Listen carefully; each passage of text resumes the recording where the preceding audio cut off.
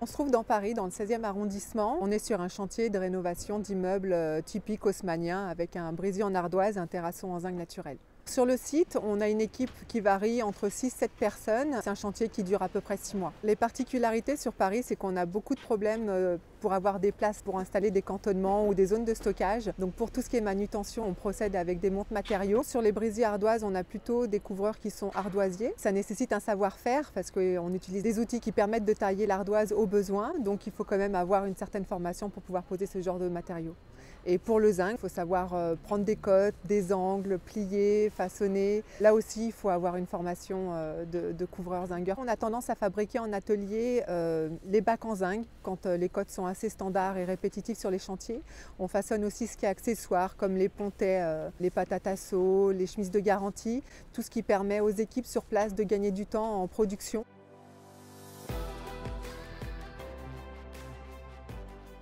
Nous, UTB, on réalise tout ce qui est travaux de plomberie, chauffage, ventilation pour 313 logements. On réalise de l'ensemble jusqu'à l'appareillage, jusqu'à la mise en chauffe, jusqu'à la livraison aux clients finaux. Actuellement, on a 7 personnes.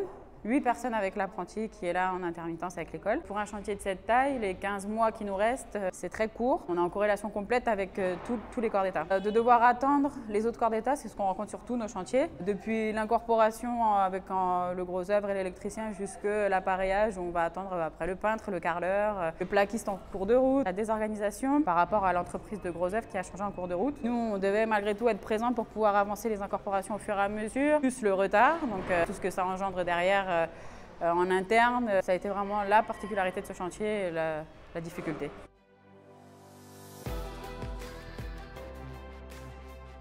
Le Statuscope, c'est une collectivité de travail pour prendre son destin en main, indépendamment de son modèle économique. Tout en augmentant le nombre de salariés, l'entreprise essaye de conserver un modèle social complet. Je suis arrivé en 1997 et j'étais stagiaire. Mon directeur de l'époque m'a donné ma chance pour travailler en couverture. Et quelques années plus tard, je suis donc directeur opérationnel, donc au comité de direction. La SCOP a cette particularité, c'est un homme, une voix.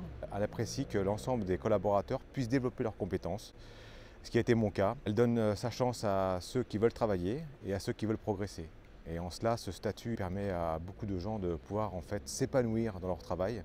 Et je dis bien un travail et pas un job, un travail. Et en plus, la porte est grande ouverte. Notre PDG, on peut discuter avec lui.